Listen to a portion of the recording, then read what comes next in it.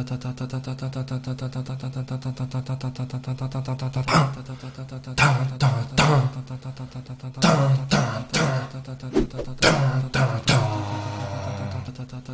quoi Leonardus, j'ai pas le choix, on peut plus mettre de musique sans se faire striker sur YouTube.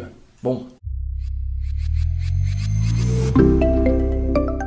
Bienvenue sur cette vidéo, ici Spartan et Leonardus pour digitalpainting.school. On se retrouve pour ce test de tablette haut de gamme à écran de grande taille, puisqu'on est sur du 24 pouces comme tu peux le voir, qui est destiné à des utilisateurs plutôt exigeants, voire des professionnels. Elle promet de très belles performances et je te propose de découvrir tout ça ensemble. Au passage, si tu ne connais pas déjà la chaîne, je suis Spartan, concept artiste et illustrateur professionnel. Je suis donc un utilisateur de tablettes graphiques depuis un paquet d'années. J'ai en plus de ça testé beaucoup de modèles dans ces 4-5 dernières années sur la chaîne YouTube. Donc tu l'as compris, je suis un pro, je suis assez exigeant, mes attentes sont assez élevées. Et si quelque chose ne me plaît pas dans un test, je n'hésite pas à le dire, à le pointer du doigt, ce sont vraiment des tests qui sont 100% honnêtes. Ceux qui connaissent les autres tests le savent de toute façon très bien. Et les marques sont d'ailleurs prévenues tout de suite d'entrée de jeu. D'ailleurs, je ne l'ai jamais précisé dans les autres tests, mais il faut savoir que assez régulièrement, je refuse des marques ou des modèles de tablettes à tester, parce que je les juge inintéressants.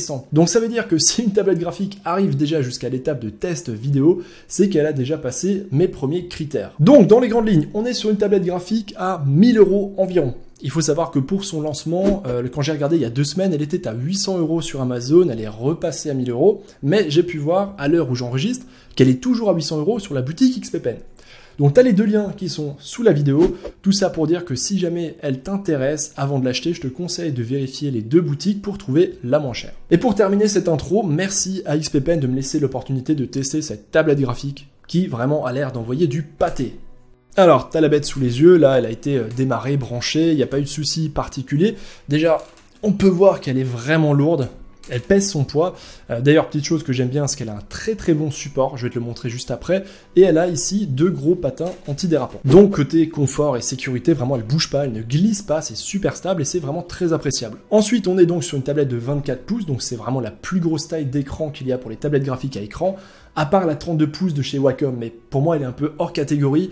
Parce que ça sert pas à grand chose, je connais personne qui en a une, je pense pas que ce soit vraiment pour le même public. Donc il faut savoir que moi j'ai toujours un truc qui m'a gêné sur les tablettes graphiques de grande taille, donc de 20 pouces ou plus, c'est le fait qu'on était jusqu'à présent toujours sur des résolutions de 1920 par 1080 pixels.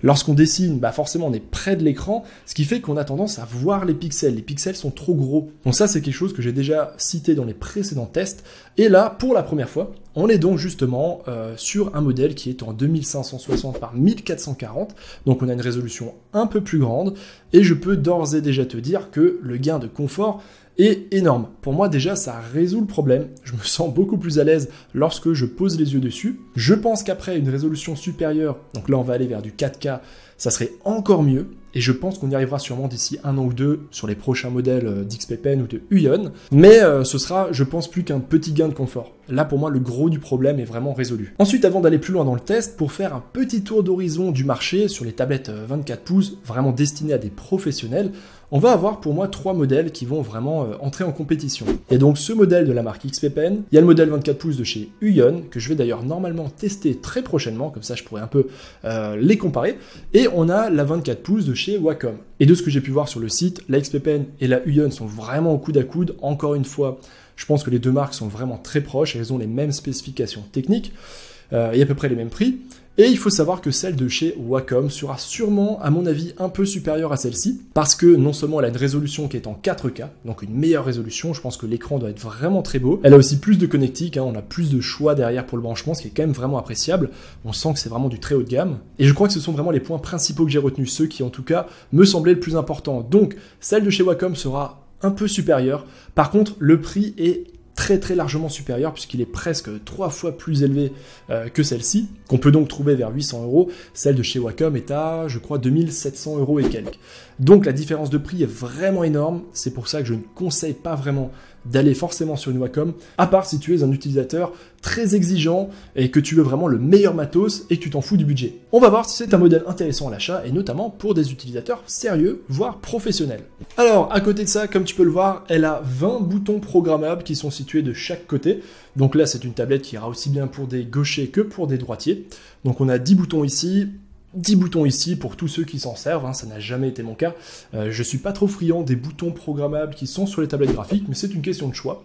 Je sais qu'il y a beaucoup de gens qui s'en servent, moi je préfère mon bon vieux clavier. À côté de ça, on a aussi de chaque côté du clavier la petite molette XP Pen, hein, c'est un petit peu la marque de fabrique. Ah, donc tu vois qu'il y en a une qui permet de zoomer et de dézoomer, et l'autre qui permet de scroller en haut, en bas, pour l'instant en tout cas. Mais bien sûr, tout ça est complètement programmable, hein. On le verra après dans le driver. Ensuite, au niveau des couleurs, on a 90% de la gamme Adobe RGB, ce qui est un très bon score. Je crois que ça équivaut à 120% de la gamme sRGB, si je dis pas de bêtises, donc en tout cas, ça promet d'avoir une très belle fidélité de couleurs. Donc je vais vérifier ça plus tard, lorsque je vais commencer à peindre dessus, et je te ferai part de mes commentaires, justement, en comparant à mon écran de 35 pouces, qui est relativement bien calibré. Ensuite, au niveau du stylet, on est sur du 8000 niveaux de pression, donc c'est tout à fait classique, hein, c'est dans les standards actuels, c'est sans surprise, donc ça nous apporte une très grande précision. On a aussi l'inclinaison à 60% du stylet, donc il est tout à fait standard, je le reconnais de modèles précédents, donc on a 2 boutons dessus, le grip est très agréable, il est léger, bref, il est très très bien.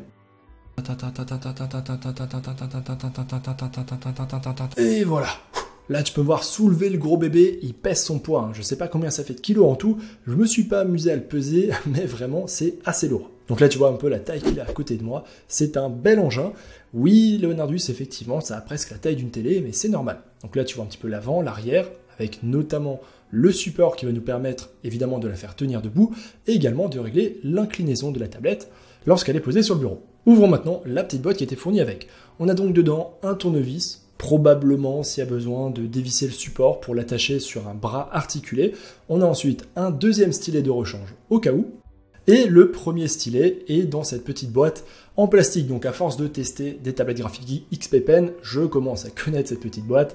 Donc ça se dévisse, il y a le stylet à l'intérieur. Et de l'autre côté, lorsqu'on dévisse, on a des mines de rechange pour le stylet. Parce que à force de peindre, le plastique de la mine va petit à petit fondre. Littéralement, en fait, il va s'user, se réduire jusqu'à ce qu'on ait besoin de le rechanger. Donc là, comme tu peux le voir, je te montre les petites mines de stylet. Et d'ailleurs, pour le stylet, c'est le même que sur d'autres modèles d'XP Pen. J'en ai déjà parlé, il est excellent. Je t'en reparlerai un petit peu après. Ensuite, toujours dans le carton, on a, comme c'est le cas généralement, le petit gant qu'on va pouvoir enfiler sur les 2 derniers doigts de la main, histoire de glisser convenablement sur la tablette graphique. C'est pas du tout obligatoire, il y a des gens qui l'utilisent et d'autres pas. Ensuite, ici, on a un petit adaptateur qui va de l'USB-C vers de l'USB classique. Tu verras pourquoi, je vais te le montrer juste après lorsque je vais brancher la tablette graphique. Et on a cette petite pièce, alors je sais pas ce que c'est, j'ai pas trouvé d'utilité, peut-être pour planquer des câbles quelque part, j'en sais trop rien. Ensuite on a la garantie, la notice, un petit chiffon. C'est assez bizarre de m'enregistrer au micro après l'enregistrement, hein. Lorsque je regarde la vidéo, j'ai vraiment l'impression que je suis un vendeur de téléachat. C'est vraiment très bizarre. Ensuite ici, je passe très rapidement, on a le bloc d'alimentation. Ensuite on a le cordon qui va avec. Là, on a une prise standard européenne française et une prise UK pour le Royaume-Uni. Ensuite, ici, on a un câble en USB-C qui va notamment être utile pour les utilisateurs de Mac ou alors pour nous, pour la brancher en USB lorsqu'on est sur PC. Ensuite, ici, on a le câble HDMI qui va servir encore une fois pour les utilisateurs de PC à la brancher à la tour et être reconnu en tant qu'écran. Bon, j'ai enlevé le film de protection de la tablette, je te la remonte encore une dernière fois histoire que tu vois un petit peu le bébé. C'est un bel objet, les finitions sont vraiment très bien, ça respire la qualité, ça a l'air solide, ça a l'air durable. Tu peux voir derrière le petit espace avec la connectique. Alors, je prends le temps de te montrer un petit peu la connectique qui est derrière la tablette, puisque c'est quand même un point assez important. Donc en haut, nous avons 2 ports USB qui vont te permettre de brancher par exemple ton clavier et ta souris, ou alors de recharger ton téléphone portable, bref, ce que tu veux. En dessous, nous avons le port HDMI qui va permettre de faire en sorte que la tablette graphique sera reconnue par l'ordinateur comme étant un écran. Car oui, je le redis encore une fois, il faut la brancher à un ordinateur, ce n'est pas une tablette autonome. Pour les utilisateurs de Mac, il suffira simplement de brancher le câble USB-C, pas besoin de l'HDMI, et juste en dessous, nous avons l'alimentation. Donc là, le seul petit bémol pour moi, c'est qu'on ne nous laisse pas le choix. On a simplement une prise HDMI. J'aurais bien aimé aussi avoir un port DisplayPort, au cas où, pour avoir le choix, notamment parce que en fonction des écrans et de ta carte graphique, tu n'auras pas forcément des milliers de prises HDMI, tu auras peut-être plus de DisplayPort ou inversement. Cela dit, au cas où tu n'as pas assez d'HDMI et qu'il te reste par exemple un autre port, tu peux toujours acheter un adaptateur, ça coûte pas très cher. Alors pour télécharger le driver, on va se rendre sur le site d'XP Pen, on va aller j'imagine sur Support, Download, ce qui veut dire téléchargement. Ici on va choisir Artist Series Display ou alors on va directement choisir Artist 24 Pro juste en dessous. Donc là, je vois que j'ai le manuel au format PDF si je veux, mais je m'en fous. Là, j'ai le driver pour Mac, là, j'ai le driver pour Windows. Je télécharge et on va installer ça. Donc là, ça y est, c'est téléchargé. J'ouvre le fichier, je double-clique et c'est parti. Répertoire d'installation, on a la licence, ok. Pas ce que j'ai demandé du tout, donc là, je pense qu'il y a un souci de traduction. Répertoire d'installation, à mon avis, il voulait dire licence ou quelque chose comme ça. Par contre, pourquoi est-ce que je ne peux pas? Alors finalement, j'ai trouvé la solution au mystère du driver qu'on ne peut pas installer. Je me sens un petit peu con, mais c'est pas de ma faute, j'ai une très bonne raison. Je t'ai pas demandé ton avis, Leonardus. En fait, il fallait cliquer ici sur cette petite croix. Donc déjà, j'avais pas du tout capté que c'était une case à cocher. Et en fait, ce n'est pas un répertoire d'installation, c'est une erreur de traduction. Ça veut en fait dire valider la licence, quelque chose comme ça. Et tant qu'on n'a pas coché cette petite croix, eh ben, on ne peut pas l'installer. Donc là déjà, gros bémol, c'est du détail, certes, mais gros bémol sur la traduction. Ça commence par une petite expérience de frustration. Bref. Installons ça. Voilà, donc là, on me propose d'ailleurs un petit guide rapide. On va voir qu'est-ce qu'il nous raconte. Comment connecter l'appareil. Donc c'est en anglais, hein, je précise. Bon, d'accord, c'est juste une petite aide pour la connectique, pour l'utilisation du driver. Superbe. Bon, en tout cas, là, sur mon bureau, j'ai bien l'icône. On jettera un petit coup d'œil plus tard sur le driver. Alors, tu peux voir ici la taille du bébé sur le bureau. Donc derrière, il y a mon écran de 35 pouces. Il y a également Leonardus juste à côté, hein, qui nous sert de référence pour la taille. Tu peux voir aussi la taille si je mets ma main dessus, sachant que j'ai d'assez grandes mains. On a donc vraiment un très bel objet, en tout cas la première impression est vraiment très bonne.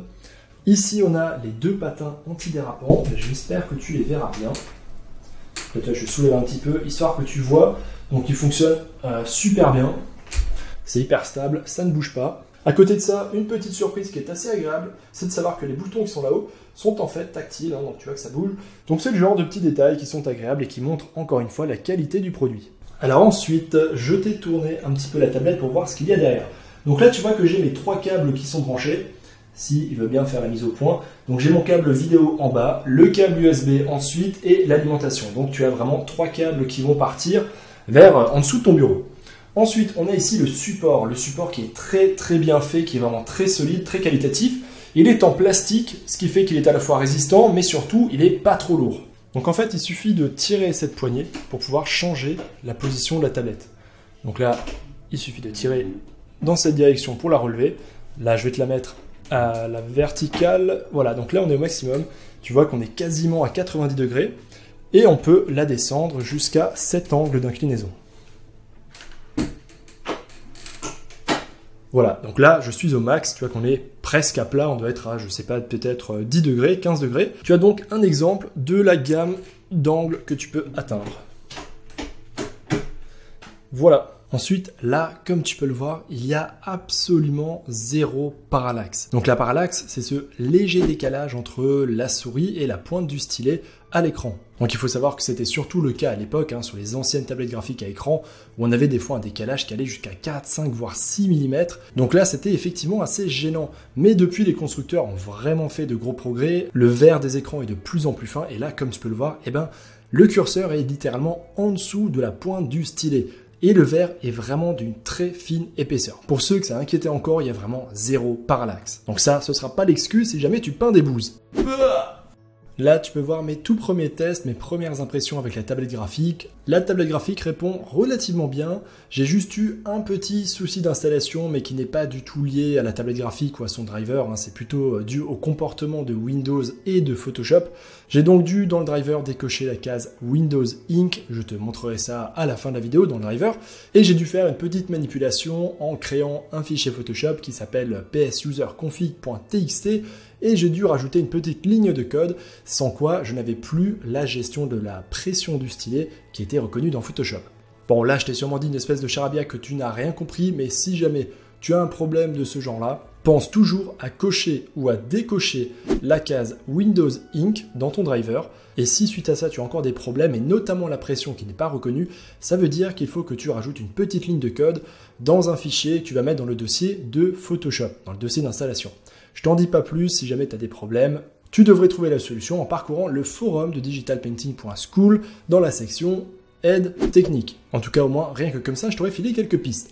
Sinon, à part ça, l'installation de la tablette graphique s'est fait vraiment sans aucun problème, à part cette petite manipulation un petit peu de connaisseur qu'il fallait faire, c'était vraiment le seul truc. Je n'ai même pas eu à calibrer l'écran ou à toucher à quoi que ce soit d'autre dans le driver, tout marchait tout de suite, parfaitement bien.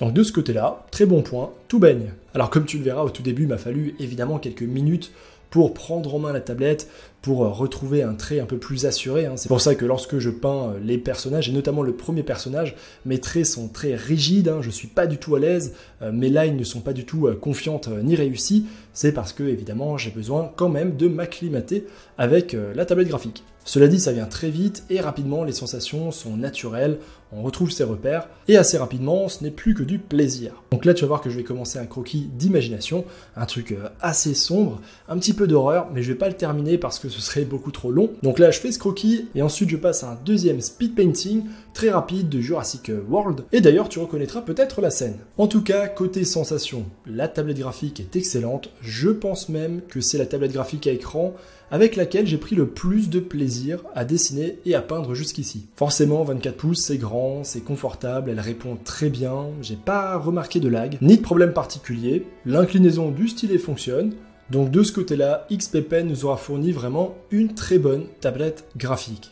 Aussi, lors des tests, on me demande souvent si la tablette graphique est compatible avec tel ou tel programme. Il suffit d'aller sur la page du constructeur, sur la page du modèle, et tous les programmes sont listés. Cela dit, que ce soit avec un modèle XP Pen, Huion ou Wacom, je n'ai jamais eu aucun problème, que ce soit avec Photoshop, ZBrush, Krita, Clip Studio Paint ou plein d'autres programmes. Généralement, c'est toujours pris en compte. Alors, comme tu peux le voir, j'ai changé d'image et je suis passé sur un speed painting tiré d'une capture d'écran de Jurassic World. Un bon gros dinosaure. Si je suis aussi parti sur un deuxième digital painting, c'est parce que non seulement finir ce concept art me prendrait beaucoup trop d'heures, mais en plus de ça, je voulais assez rapidement passer sur une image qui est en couleur, histoire de voir justement comment la luminosité et les couleurs vont être gérées sur la tablette graphique, et si je retrouve un confort qui est égal à celui que j'ai sur mon écran habituel. Tu le sais, la fidélité des couleurs et la luminosité est un point qui me tient à cœur lorsqu'il s'agit d'écran, y compris d'écran de tablette graphique. Et jusqu'ici, je n'ai jamais rencontré de tablette graphique à écran qui avait des couleurs parfaites juste en la déballant et en l'installant. Et ce modèle-là ne déroge pas à la règle. Les couleurs sont vraiment pas terribles lorsqu'on branche juste la tablette graphique. Pour moi, il faut absolument faire quelques petits réglages dans le menu de la tablette. Donc, via les boutons qui sont vraiment sur la tablette graphique, on accède aux menus qui vont nous permettre de changer la température. Et là-dedans, j'ai fait quelques bidouillages. Déjà, le premier point positif, c'est la luminosité. L'écran ne manque pas de luminosité. Pour ma part, je l'ai passé à 80 et ça me semble parfait. Donc dans la couleur rouge, au début, on est à 50 sur 100. J'ai quand même dû rajouter 9 points, donc jusqu'à 59 sur 100, tellement l'image manquait de rouge. Donc tout était beaucoup trop froid, donc j'ai rajouté 9 points dans le rouge. J'ai ensuite ajouté 2 points dans le vert et j'avais quelque chose qui, à l'œil nu, me semblait correct. Maintenant, le léger souci, c'est que les gris, donc les couleurs très neutres, sont un poil trop chaudes. Mais pour ma part, ça règle très bien le problème et c'est beaucoup mieux qu'avant. Et pour te montrer un petit peu ce que ça donne, histoire que tu te rendes compte, j'ai fait quelques réglages sur ce digital painting en couleur que j'ai fait. Donc je l'ai peint à partir d'une référence, donc je l'ai peint le plus fidèlement possible. Et en comparant ce que j'ai peint sur les deux autres écrans, là ça m'a frappé combien c'était trop rouge parce que l'écran de la tablette était trop froid. Donc j'ai modifié les couleurs de l'écran de la tablette.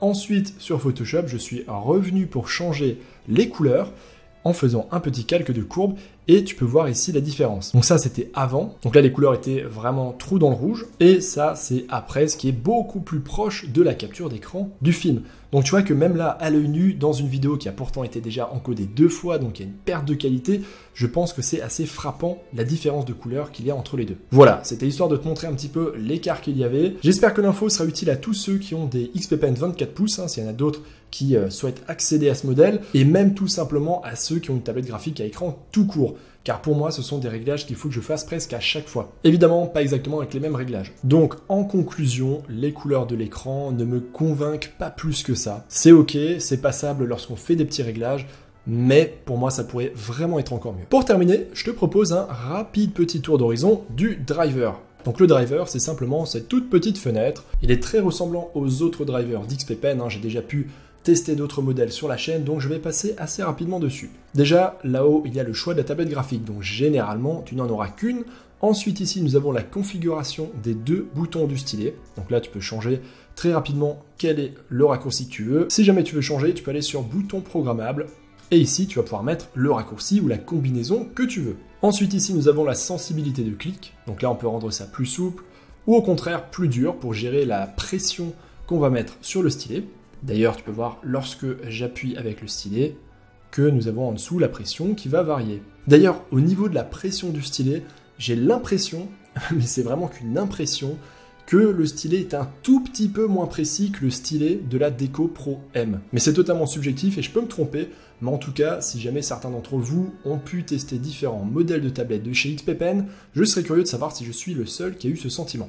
En tout cas, ça fonctionne très bien, je te rassure, et la pression également. Là, je chipote vraiment dans les 10% les plus faibles lorsqu'on caresse à peine la tablette graphique avec le stylet. J'ai l'impression que ça répond un peu mieux sur une tablette graphique sans écran comparé à ici. Mais là, je suis vraiment chipoteur. Ensuite, juste en dessous, on a le mode du stylet, donc mode absolu ou mode relatif. Là, ce sera toujours mode absolu. Le mode relatif fait fonctionner le stylet un peu comme une souris, bref, ça ne sert à rien, tu peux l'oublier. Du coup, pareil pour le réglage en dessous qui dépend du mode relatif. Ensuite, ici, nous avons une petite case Windows Ink qui est extrêmement importante. Donc ça, je t'en ai parlé un petit peu plus tôt dans la vidéo. Bien souvent, avec Photoshop notamment, tu risques d'avoir des bugs sur Windows et c'est à cause de Windows Ink. Donc ça, c'est un truc que Windows a rajouté sur son système d'exploitation qui fout la merde avec toutes les marques de tablettes graphiques. Donc c'est pas propre à XP Pen du tout, on a aussi ça sur Wacom, sur Uon, sur toutes les marques. C'est qu'en fait, Windows va rentrer en conflit avec les réglages du driver. Et lorsque tu vas vouloir dessiner, tu risques d'avoir des comportements un peu gênants, un peu problématiques. Donc généralement, on va régler ça soit en cochant la case, soit en la décochant en fonction des cas de figure. Et comme je dis, chez moi j'ai dû la décocher et ensuite j'ai dû faire un petit trick, une petite astuce en créant un fichier dans les réglages de Photoshop. Voilà, j'en dis pas plus. En tout cas, si jamais tu as un problème d'installation, un problème de driver ou un problème avec ta tablette graphique, ne le mets pas en commentaire sous la vidéo. Je t'invite plutôt à aller sur le forum de digitalpainting.school dans la section aide technique. Tu as le lien dans la description. Il y a de très fortes chances que ton problème ait déjà été posté une vingtaine de fois et que la solution s'y trouve. Ensuite, pour terminer sur le driver, à droite, nous avons l'écran. Donc ça, c'est très bien parce que moi, par exemple, j'ai 3 écrans qui sont branchés. Donc j'ai mon écran principal, mon écran secondaire et l'écran de la tablette graphique. Donc là, si je voulais, je pourrais très bien peindre avec la surface tactile de la tablette, mais sur un autre écran. Donc ça, c'est notamment pratique, par exemple, si tu éteins l'écran et que tu couches la tablette graphique, si tu veux t'en servir comme une tablette graphique sans écran. Moi, par exemple, ça m'est déjà arrivé avec des tablettes graphiques à écran. Fin de la petite précision. Ensuite, ici, tu as configuration d'écran. Donc là, à nouveau, on peut rechanger les réglages. D'ailleurs, si j'avais pensé à le faire tout de suite dans le driver, je me serais pas fait chier avec le menu qui est sur la tablette graphique. Donc là, on retrouve les réglages que j'ai mis. Donc 59 vers, j'avais mis 52. Voilà, c'est un petit peu mieux. Luminosité, donc je suis entre 80 et 90, contraste 45, ok. En tout cas, j'insiste bien sur l'importance de modifier les réglages ici. Fais absolument quelques tests, quelques comparaisons avec un autre écran bien calibré avant de te lancer dans des créations. Ensuite, ici, nous avons le calibrage. Donc là, comme tu le vois, ça m'ouvre un écran blanc avec des clics qu'il va falloir que je fasse sur les petites croix de manière successive. Donc là, je ne vais pas le faire. Enfin, il y a les raccourcis. Donc là, ça t'ouvre cette petite fenêtre et là, tu as tous les boutons programmables de la tablette, donc les 10 qui sont à gauche, les 10 qui sont à droite et les 2 petites roulettes.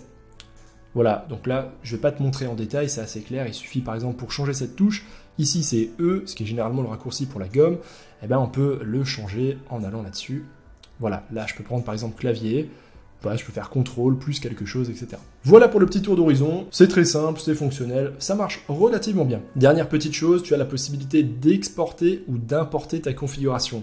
Donc si tu fais des modifications et que tu dois par exemple brancher ta tablette graphique sur un autre ordinateur et que tu n'as pas envie de repasser 10 minutes à reprogrammer tous tes raccourcis, ton calibrage d'écran, etc., tu peux simplement exporter la config, puis la réimporter. Et voilà pour le driver. Alors pour conclure, qu'est-ce que je pense de cette tablette XP Pen 24 pouces ? Mon ressenti va être assez proche finalement des précédentes tablettes graphiques à écran que j'ai testées, puisque finalement les marques sont très similaires, les modèles se ressemblent aussi, et on retrouve assez souvent les mêmes défauts et les mêmes points forts. Donc je vais commencer par ces points forts. Déjà, sa taille et son prix. On a quand même une tablette graphique de 24 pouces, c'est la plus grande taille, si on ne compte pas la 32 pouces. Donc c'est très grand, ça offre beaucoup de confort. Et pour tous ceux notamment qui dessinent beaucoup à partir de Line, qui font beaucoup de lignes, de croquis, c'est vraiment le pied. Ensuite le prix, comme je l'ai dit, puisqu'on peut la trouver a priori aux alentours de 800 € pour une tablette de 24 pouces et surtout de cette qualité-là, avec cette finition, c'est quand même vraiment pas mal. De plus, j'utilise une tablette XP Pen, alors sans écran certes, mais une XP Pen quand même, depuis maintenant un petit bout de temps, et au niveau de la durabilité, je n'ai vraiment rien à dire. Pour l'instant, elle tient parfaitement le coup, elle est encore comme neuve, donc j'ai tendance à dire, au vu en tout cas de la qualité que m'a inspiré cette tablette graphique, au niveau de ses matériaux, de la finition, etc., qu'elle va être assez durable dans le temps. Mais là, bien sûr, je ne peux pas me prononcer plus que ça. Ensuite, le stylet fonctionne très bien. J'ai quand même cru remarquer que lorsqu'on appuie vraiment très faiblement, c'est un petit peu moins précis que les tablettes graphiques sans écran, notamment que la XP Pen Deco Pro M, que j'utilise d'habitude. J'ai l'impression que dans les quelques premiers pourcents de pression lorsqu'on frôle vraiment la tablette, que le stylet ne s'active pas tout de suite. Je pense vraiment que 95% des gens ne remarquera même pas ça. C'est juste que je suis vraiment pointilleux là-dessus, mais en soi, c'est même pas vraiment un gros défaut. Ensuite, autre point fort, c'est qu'elle a quand même 20 boutons programmables de chaque côté, plus les 2 molettes qui vont permettre de rajouter un paquet de raccourcis et d'options. Ensuite, les boutons sur la tablette sont tactiles. Voilà, c'est toujours un petit point fort. Dans ces gros points forts, c'est le socle qui est vraiment très bien. Il est solide, il est léger, il est stable, il est pratique à utiliser. Il me semble que ce n'est pas le cas sur l'équivalent de Huion, le concurrent direct, que je vais d'ailleurs probablement tester dans les prochains temps. Donc là, très gros point fort. À côté de ça, j'ai pas été gêné particulièrement par les reflets. L'écran est de bonne facture, de bonne qualité, mais assez imparfait quand même. Je vais en parler juste après dans les points négatifs. Pour terminer sur les points forts, c'était simplement une bonne expérience. C'est vraiment une tablette graphique sur laquelle j'ai pris beaucoup de plaisir. La prise en main était très rapide. Le driver est simple, fonctionnel. On apprécie aussi le fait qu'elle soit livrée avec un deuxième stylet au cas où. Et je crois que j'ai fait le tour. Ça fait quand même déjà beaucoup de points forts. Ensuite, pour les petits points négatifs, j'en ai quand même relevé quelques-uns. Pour moi, il y a les couleurs de l'écran. Encore et toujours, de toute façon, pour l'instant, j'ai jamais été 100% satisfait dès que j'ai branché et allumé une tablette graphique.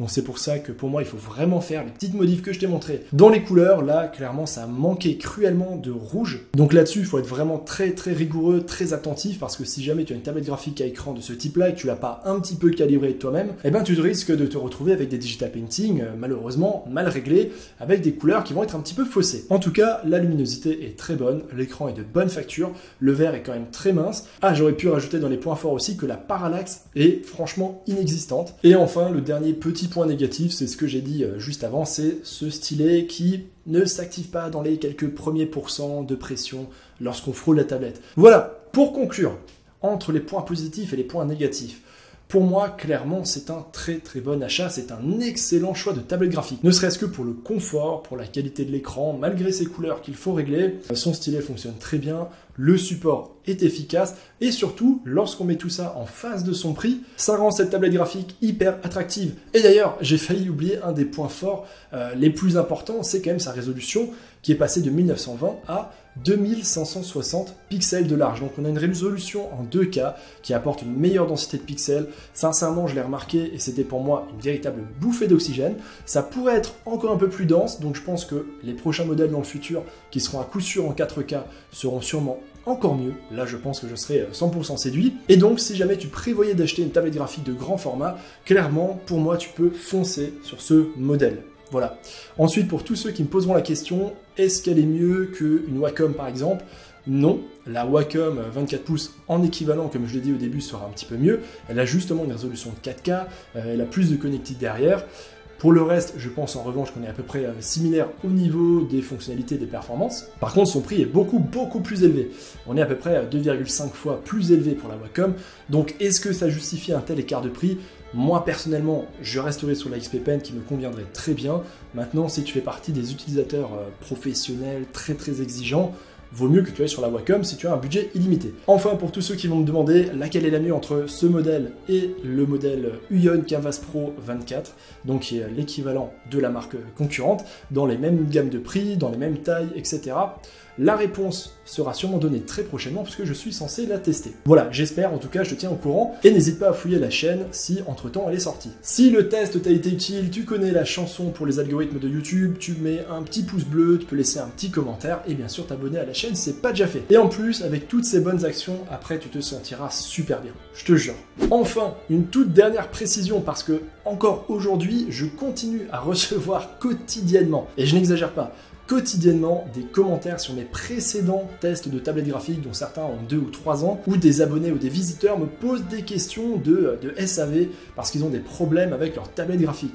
Donc je précise bien que je ne suis pas un service après-vente, malheureusement je ne vais pas répondre tous les jours à vos problèmes de tablette graphique, mais c'est pour ça que je vous invite à aller sur le forum de digitalpainting.school dans la section aide technique. Le lien est sous la vidéo et il y a vraiment 95% de chances que la réponse à ton problème se trouve là-dessus. Donc je suis sûr qu'en fouillant un petit peu les sujets, tu trouveras très vite et sinon n'hésite pas à poser la question sur le forum. Et sinon Leonardus, toi aussi t'es convaincu qu'on va recevoir des commentaires qui nous demandent si c'est une tablette graphique autonome, malgré que j'ai précisé à peu près 17 fois dans la vidéo qu'il faut la brancher à un ordinateur et qu'elle ne l'est pas?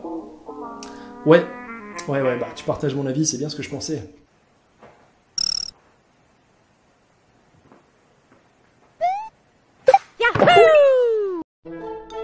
L'art digital t'intéresse? Tu as envie d'apprendre ou de progresser en digital painting ou peinture numérique en français? Je t'invite à aller sur digitalpainting.school. Tu retrouveras une communauté super sympa, des cours de qualité et un paquet de ressources gratuites. Allez, on se retrouve là-bas l'artiste.